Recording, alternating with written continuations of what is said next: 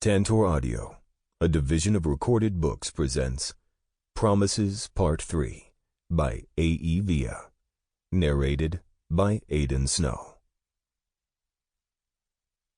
Chapter 1. Ford. Ford walked into the busy restaurant with his brother close to him, just a half step behind, like always. Both of them ignored the heads that turned when they moved towards the hostess stand. It wasn't uncommon for people to stare. They weren't drop-dead gorgeous, they were just huge. At first glance, they could be mistaken for twins, but Ford was 2 years older than Brian. Both of them stood at 6'3½", with thick upper bodies and solid thighs to match. Courtesy of 22 years in the military. Ford would probably still be leading his SEAL team if he hadn't been court-martialed and dishonorably discharged 5 years ago. "How many in your party tonight?" the wide-eyed hostess asked when Ford approached. He watched her take in his form before responding. "Just 2, Ford answered. "Do you mind the bar area? We have a high top ready now." She smiled. Ford looked back at Brian, who gave a curt nod. "That's fine," Ford answered. She scribbled a couple marks on the dry erase board on her podium and picked up 2 menus before politely asking them to follow her. His heavy motorcycle boots were loud on the hardwood floor. The thick silver link chain that hung from his belt loop wasn't attached to his wallet, but to the gold bounty hunter's badge in his back pocket. A few men sitting at the bar gave them the side-eye, as if they needed to watch their backs. But he and Brian weren't the bad guys. They only looked like it. They missed nothing as they took their seats and waited for the hostess to place their menus in front of them. Ford was already scanning the patrons, looking for anything out of the ordinary, while Brian made sure all entries and exits were clear. They weren't paranoid, it was just years of conditioning and training which had made vigilance an ingrained habit. "What do you feel up to tonight, man?" Ford asked Brian. Brian shrugged, picking up his menu. They'd been here often. It was one of their favorite restaurants. It was a chain establishment, nothing too fancy. On their rare days off, he liked to go out and eat with his brother instead of ordering in or microwaving something. "I'm sure you're ordering a burger," Brian signed to him. "No, smartass. I'm getting a steak tonight. I've earned it. This was one shitty week," Ford answered. He didn't have to sign back to Brian, who could hear just fine. His brother wasn't deaf. He suffered from selective mutism. Brian smirked at him and glanced back down at the menu insert. The waiter came over with a broad smile on his face, his eyes fixed on Brian when he spoke. "Evening. You men look like you brought your appetites tonight." It couldn't have been more obvious that their server was gay. His soft features, sweet voice, and blonde highlights were hard to mistake. Brian looked the waiter up and down, showing that he liked what he saw, and their server definitely noticed it, his delicate cheeks tingeing a faint shade of pink. Ford knew the young guy was going for friendly and personable, but Ford wasn't in the mood. He kept his face stoic when he answered. "Yeah, we're ready. Give me whatever ale you got on draft tonight." "And for you, sir? Would you like the special tonight?" The waiter cut Ford off, eager to focus on the more handsome brother. "He'll have the same," Ford bit off. Brian looked at him with a slight frown, then looked back at the confused waiter. It had to seem odd that Ford was possessively answering for his brother. They looked too much alike to be on a date. It was clear they were related. Usually, Brian didn't care either way.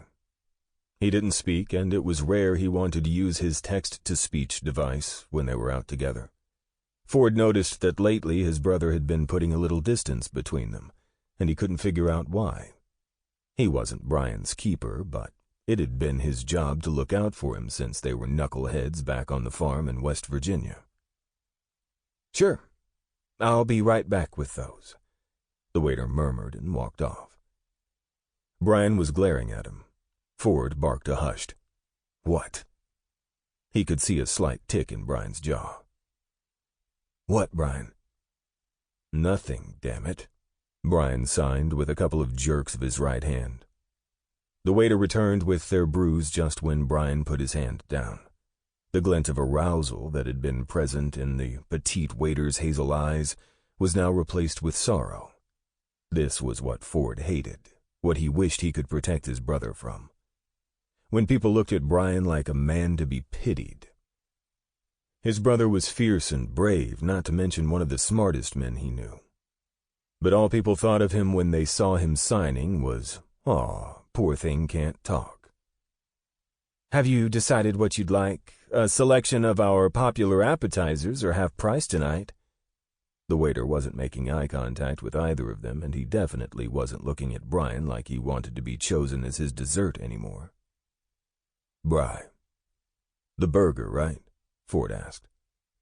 Brian nodded, his mouth set in a firm line. "I'll have the T-bone medium rare with a loaded potato, and he'll have the mega burger medium, no onions, with fries." Ford handed the menus back and took a long guzzle of his cold beer, wishing he could enjoy it without his baby brother scowling at him. "Are you trying to piss me off? Because if so, it's working." Brian's hands started moving in rapid, tight motions, a clear indication he was mad. "Why do you have to do that?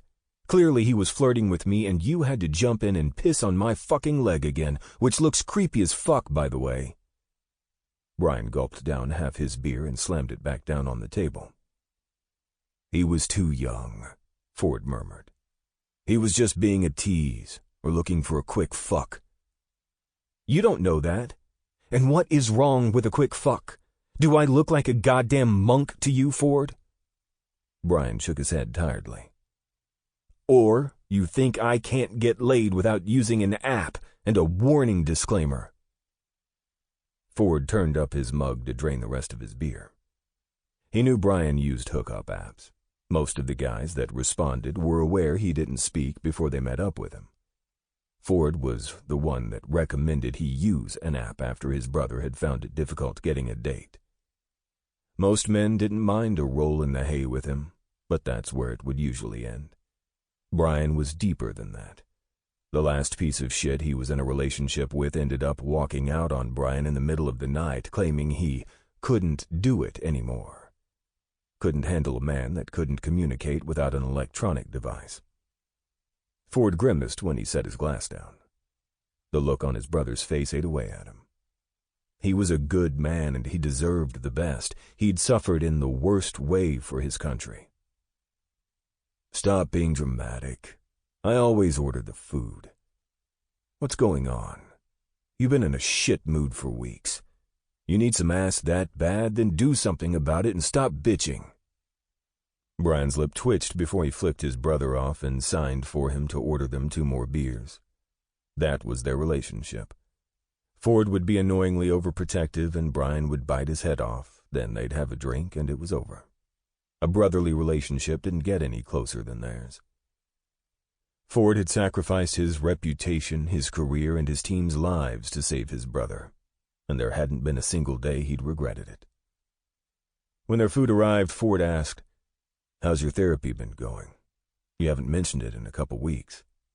Brian wiped his big hand over his mouth. "Brian?" Brian looked his brother in the eye. "God damn you.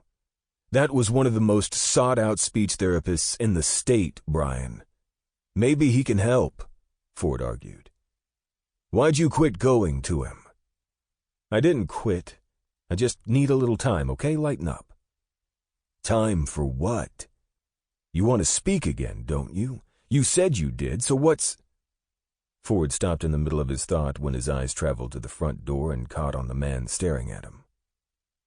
"What's he doing here?" Brian turned around and looked towards the front door. "Maybe he's here to eat just like everyone else. That girl he's with sure looks like she could use a meal." Brian sighed. "I thought he'd dumped her," Ford scoffed. Brian frowned. "Why do you care?" "I don't," Ford snapped back, making Brian look at him quizzically. Ford didn't underestimate how perceptive his brother was, and he could definitely pick up on bullshit. Ford waited for the waiter to put down their plates and quickly distracted himself, loading his potato with butter to ignore the nervous flutter in the pit of his stomach. Chapter 2. Dana. He wasn't in the mood to be out tonight. He'd had 2 bond hearings this morning and a huge recovery today that left him irritable and sore. All he'd wanted was to go back to his place and have a carton of milk and a freshly delivered pizza. So when Jessica called and asked him to take her to happy hour, he'd refused. But she was nothing if not persistent. They'd gotten back together after an amicable breakup last month. They'd both decided that he was too busy and she deserved a man who could shower her with the kind of attention she demanded. Imagine his surprise when she called him a couple weeks ago, claiming she'd made a mistake and she still loved him. Even now, Dana didn't know why he'd agreed to give it another shot. He hadn't been able to make her happy before, no matter how hard he'd tried. His job as a bounty hunter was demanding and time-consuming, the hours irregular, but he loved every minute of it. Working for Duke and Quick at Duke's bail bonds and recoveries was a dream come true for a roughneck like him. His father used to tell him he'd never amount to shit, but look at him now. He was a decorated marksman, worked for one of the most respected men in Atlanta's criminal justice community, owned his own condo, and had a team that loved him. More than that fucker ever accomplished. Only thing he'd like to add to his success was a loving wife. Or husband. Dana could almost feel Ford's commanding presence when he walked into the crowded restaurant. He was sitting in the bar area with his brother Brian, appearing to be having another one of their heated exchanges. He couldn't help but think, what has Brian done now? Ford was always on his younger brother about something. Dana knew this because he was with them so much. When Ford and Brian were first brought on by Judge, one of Duke's business partners, Dana didn't know what to think of the 2 ex-military men. One didn't talk, not couldn't talk, and the other was brooding and intimidating. Dana wasn't a small man. He could hold his own. He had broad shoulders, muscular arms, and a fit body. But Ford was in a whole other category. Fucking massive. What are you looking at, honey? Jessica squeezed his hand, looking up at him. Dana swallowed hard when he noticed Ford wipe his mouth and sit back in his chair, those midnight eyes boldly glaring at him from across the room. Like he was daring Dana to bring his ass over to him. What the fuck is his problem now? He'd be damned if he'd let Ford intimidate him. He never had before, and he wouldn't now. He started walking, his long legs eating up the distance between him and his co-workers, Jessica's short legs double-timing to keep up. He kept his eyes locked on Ford's. When he got to their high top, he saw they were just starting with their meals. "What's up, fellas? Didn't expect you 2 here. What's going on?" Dana asked, ignoring Jessica's tight clamp on his arm. "Eating," Ford said dryly. Dana stared at him for a couple tense seconds. "No shit." He liked the way Ford's jaw tightened and his eyes narrowed. Jessica eased back a little when Dana widened his stance. This is Jessica. Jess, this is Ford and his brother Brian.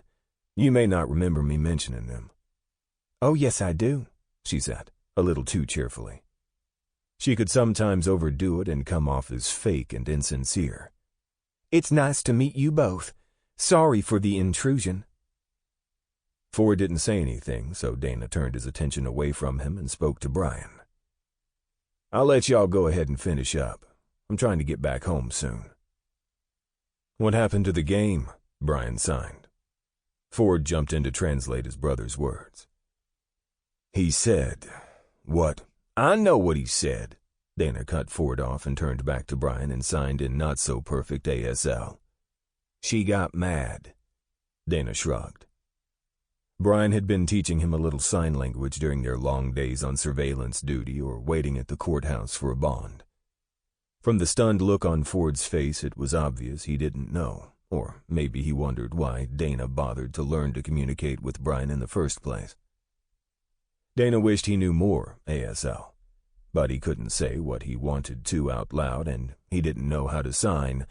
My girlfriend whined until I agreed to take her out. Yes, I fully intended to stay home and enjoying the game. Alone. I didn't know you knew sign language, honey. Oh, that's great that you can talk to him. Can I speak to him? Can he read lips? She said innocently, not realizing her words were a bit insulting. Brian was a grown man, not a toddler. He can hear you, Jess, but let's go eat. I'm starved, Dana said quickly. He had to get Jessica away from them because Ford looked like he wanted to curse. Dana knew Jess didn't mean anything by it. She simply didn't understand Brian's disability. Dana waved, getting an "it's all good" look from Brian and a pissed-off sneer from Ford before he left. He moved to a table a few up from Ford's and sat down. He picked up the drink menu, needing something to cool him off. He didn't know why Ford got under his skin sometimes. He jerked his head up when he heard Jessica loudly clear her throat. She stood there in front of her chair with her arms folded across her chest. Do I have to pull out my own chair, Dana? Jeez, be more rude. Dana got up and walked around to the other side and pulled her chair out, trying to ignore Ford's eyes that were still on him. Jessica sat daintily in the seat and placed her expensive bag on the chair next to her. He scooted the chair in and looked up at the amused smirk on Ford's face. Dana mouthed, "Fuck you," and sat back down. Dana ordered the largest burger on the menu, regardless of Jessica's comments about how gross and fatty the selection was. After she ordered a glass of Chardonnay and a grilled chicken Caesar salad, she immediately started in about how stressful her day had been at the upscale boutique she managed. Dana fought off his urge to yawn, remembering how much that pissed her off. He threw in the occasional, "Yeah, right. Oh, really? You don't say," at all the right places while he waited for their food. He refused to look behind him to see if Ford and Brian were still there, but he hadn't seen them leave. He didn't hear Ford's voice, although neither he nor his brother were strong conversationalists. They were most likely watching the pre-game show that was showing on one of the many flat screens positioned around the bar. Damn, he wished he could be sitting with them. He looked up just in time to see that the Mets were already on the field warming up. He was about to divert his eyes back to Jessica when an update flashed across the bottom of the screen that one of his favorite players was still on the injured list and wouldn't be playing in the game tonight. Dana, are you even listening to me? That's so rude of you to watch television while I'm speaking. She batted her long lashes, looking like her feelings were truly hurt. "I just noticed something. No big deal, I heard what you said." Dana rubbed his forehead, wondering why he'd gotten back together with Jessica. He didn't like rejecting anyone, and he especially hated to see her upset. His father always told him he didn't have a backbone and would constantly get run over. Maybe that's why he couldn't tell her no. "Oh, yeah? Then what did I say?" Something about wanting to—" "Here's your Caesar, ma'am," the waiter interrupted, just in the nick of time. Dana took a large gulp of his Miller Draft. He wouldn't mind something stronger, but he was driving, and hard liquor after a bust made him restless at night. He ate his burger quickly, wanting to get home by at least the fourth inning. He wiped his mouth and signaled the waiter for another beer while Jessica daintily ate her salad. He cut his eyes to the television and back to her while she talked non-stop. When they first started dating, he thought it was cute the way she rambled on, thinking she was nervous around him. But he soon found out that she was simply in love with her own voice. He groaned internally. He and Jessica had very little in common. He admitted that he'd gone out with her because she was gorgeous, educated, and came from a cultured family.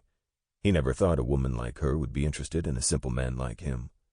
A man who knew more about the new A-22 long rifle by Savage that was coming out in 2018 than he did about the recent presidential election.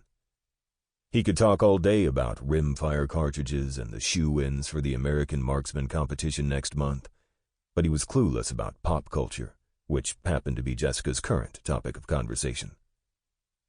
I can't believe she would let Brad go. I mean, her standards are a tad high, if you ask me. I guess you reap what you sow.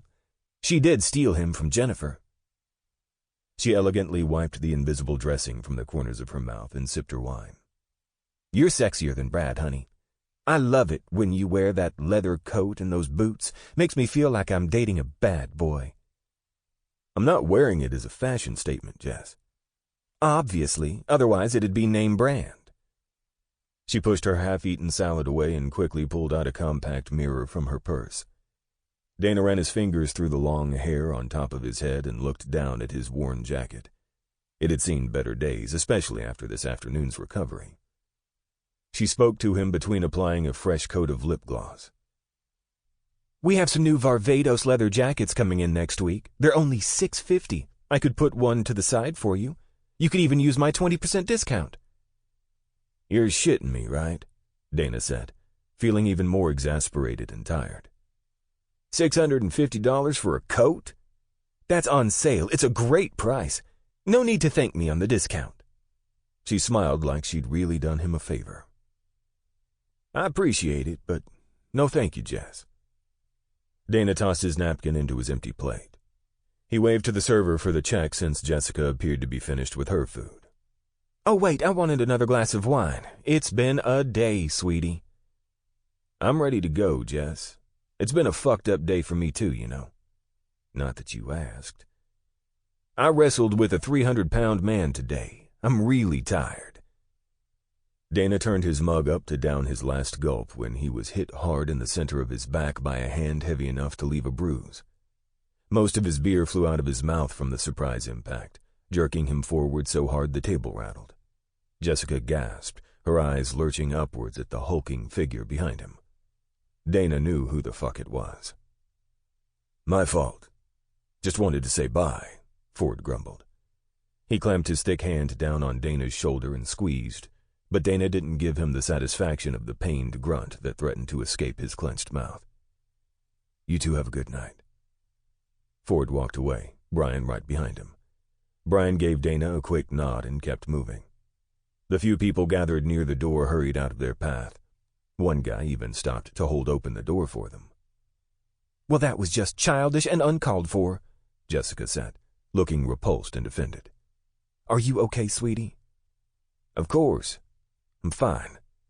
Dana kept his growl low. He wiped the beer off his chin with the back of his hand, glaring at Ford's broad back.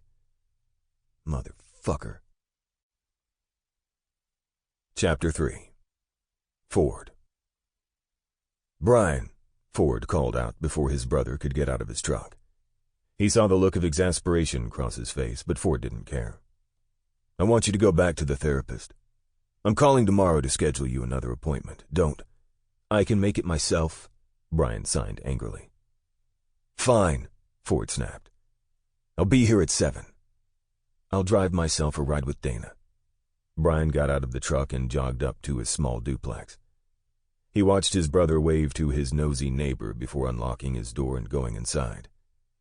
Ford scrubbed his hand over his short hair.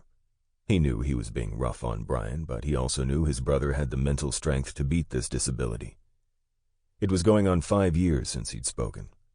They'd had countless tests and evaluations done by some of the best doctors in the country, and all of them said the same thing. Without using their complex medical jargon, in a nutshell, Brian would speak again when he put his mind to it. Ford drove the 8 minutes to his own one-story home just a few blocks from Brian's. When his brother forced him to move out 2 years after they were back stateside, he probably wasn't expecting his big brother to move right around the corner from him. Ford couldn't help it. Even at 46 years old, he still had a familial urge to stay close to his baby brother, just in case he needed him again. His brother was ex-special warfare just like him. He didn't need anyone to fight for him. But Ford had always been the big brother and carried himself as such. When Brian joined the Navy, Ford was able to pull back and let his brother stretch his wings, give him the freedom and space he needed to become his own man. But when Brian was captured by extremists in a foreign land, those overprotective feelings within Ford surged back to the surface and burned through him with a vengeance. Ford killed the powerful diesel engine in his Ram 2500 and strode up the dark driveway. He didn't like security lights or a bright porch.